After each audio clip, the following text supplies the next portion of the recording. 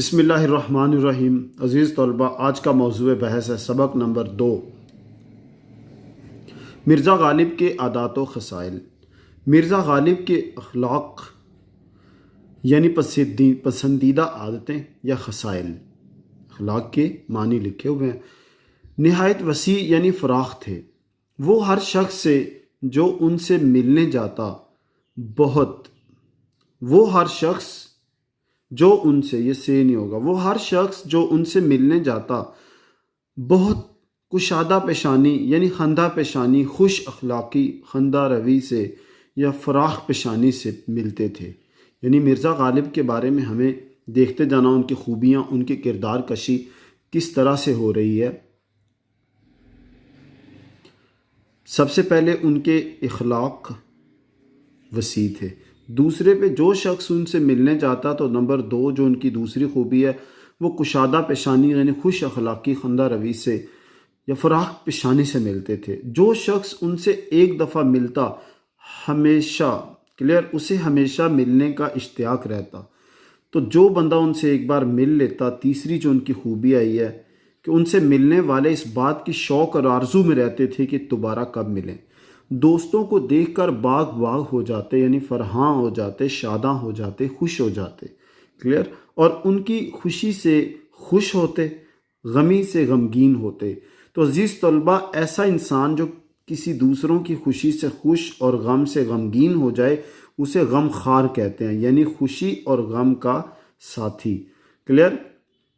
खुशियाँ तो सब बांटने आते हैं लेकिन गम नहीं कोई बांटता। तो गालिब गम बांटते थे अपने दोस्तों के गम। तो ऐसे शख्स को गम गुसार कहते हैं जो दूसरों के गम से गमगीन हो जाए। हमदर्द भी कहते हैं, दर्दमंद भी कहते हैं और दिल सोज भी कहते हैं।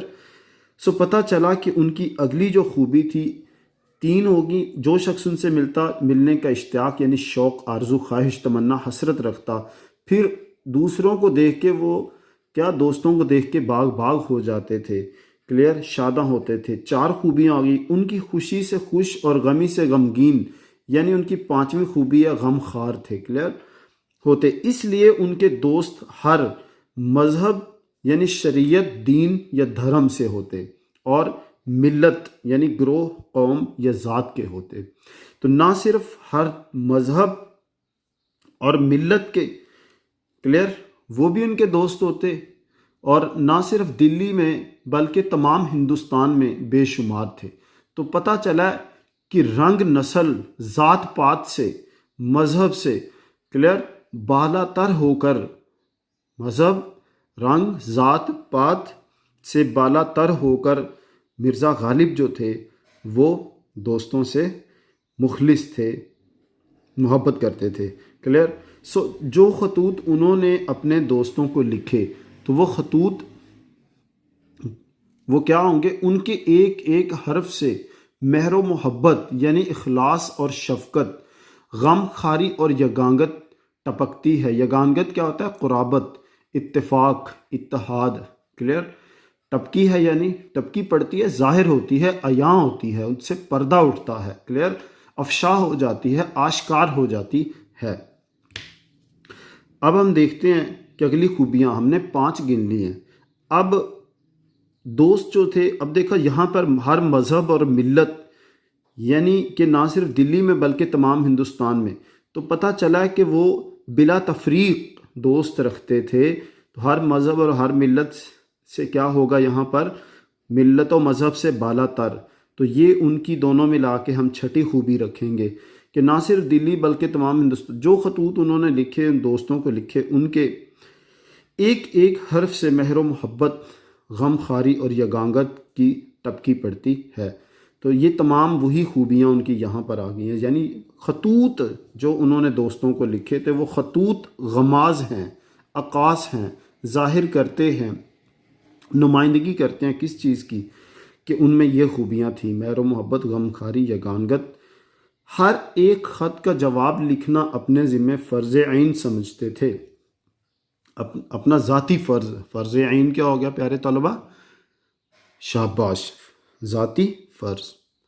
उनका बहुत सा वक्त दोस्तों को जवाब देने में सर्फ होता था, यानी इस्तेमाल होता था, कट जाता था, सर्फ होता था।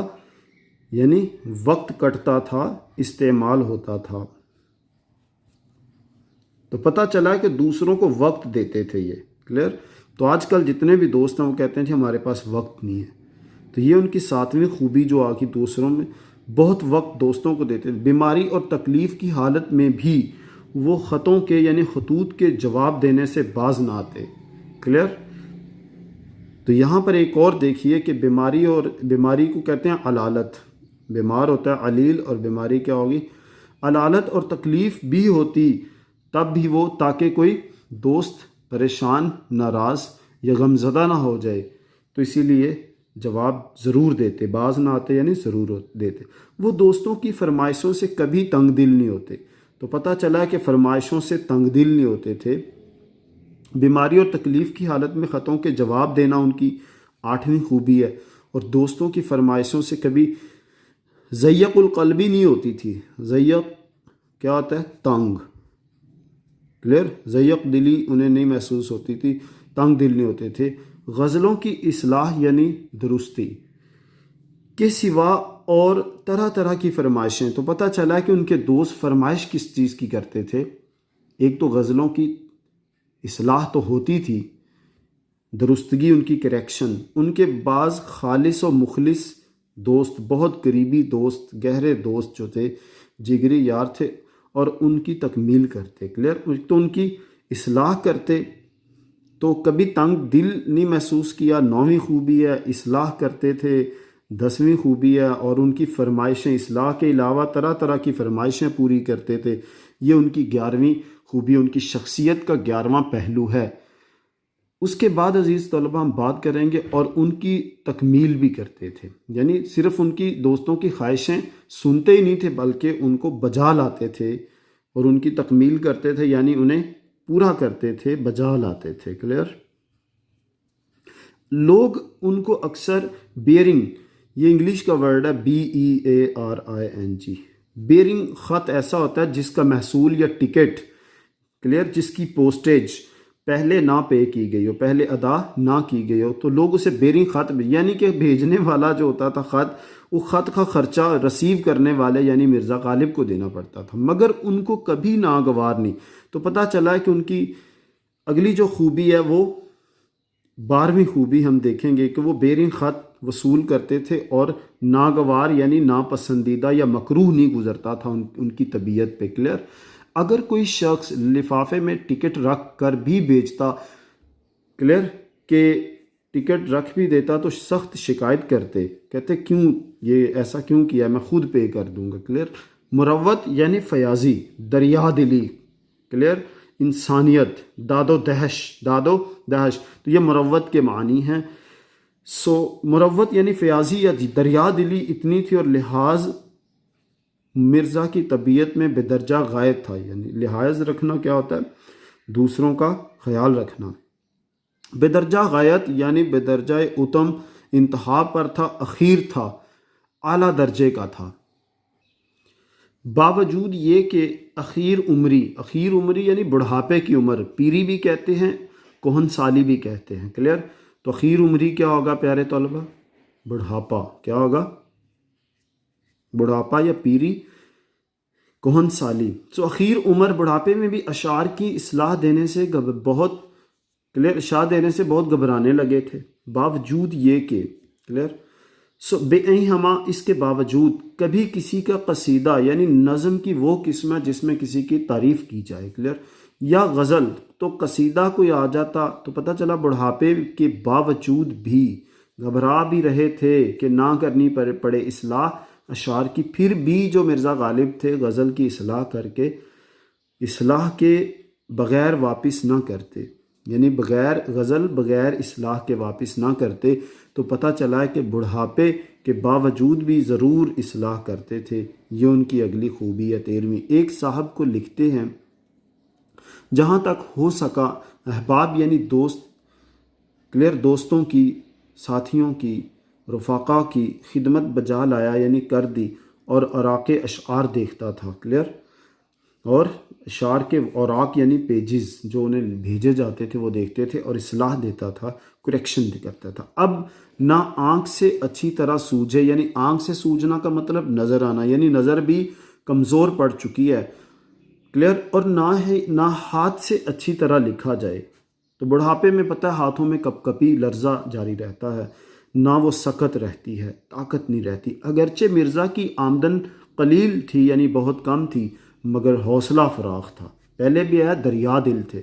साइल यानी सवाली, फ़कीर, उनके दरवाजे यानी दर से खाली हाथ बहुत कम जाता था। उनके मकान के आगे नंबर 1 देखिए लोग कैसे थे, अंधे, लंगड़े, लूले और अपाहज यानी मफलूज इंसान थे। मुशल्लल, मर्द और औरत पड़े रहते थे। गदर यानी 1857 की जो जंग हुई थी उसे गदर के नाम से याद किया जाता है, यानी बगावत और हंगामा और जंग को भी कहते हैं। गदर के बाद उनकी आमदनी कुछ ऊपर 150, ये ऑब्जेक्टिव में याद रखना है, 150 प्लस हो गई, कोई एक कुछ ऊपर था 1 2 4 रुपए, माहवार हो गई, महाना हो गई, और खाने पीने का खर्च भी कुछ लंबा चौड़ा ना था, यानी कफ़ायत शुआरी से चलते थे। मगर वो गरीबों और मोहताजों की मदद अपनी बसौत यानी ताकत या हिम्मत से ज़्यादा करते थे, इसलिए अक्सर तंग रहते थे। तो यहाँ पर आप अंदाज़ा लगा लें कि उनकी फ़राख दिली, उनकी फ़याज़ी, उनकी सखावत का अंदाज़ा लगा लीजिए, क्या कि वो गरीबों मोहताजों की मदद बसात से ज़्यादा करते थे। तो यहाँ पर एक्सप्लेनेशन यानी तशरीह में आप क्या उनकी सखावत और उनकी फ़याज़ी का ज़िक्र करेंगे।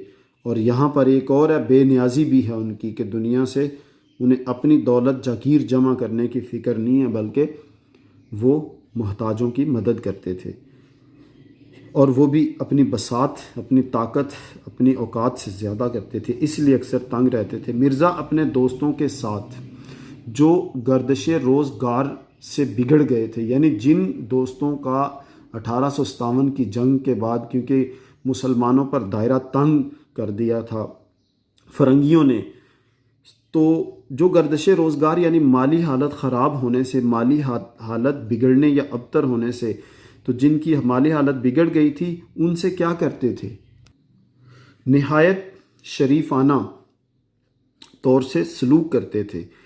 दिल्ली के अमायद यानी शहर के मुअज़्ज़ज़ शख्स में या उमरा में से, क्लियर, एक जो मिर्ज़ा के दिली दोस्त थे, और 1857 के बाद उनकी हालत सकीम यानी ख़राब होगी। सकीम अरबी के वर्ड साकामा से निकला है, जिसको बीमारी कहते हैं, क्लियर। साकामात क्या होता है, बीमारियाँ, क्लियर। अल्लाहुम्मा इन्नी आऊज़ु बिका मिन जमी साकामात, ऐ अल्लाह मैं सारी बीमारियों से तेरी पनाह मांगता हूँ।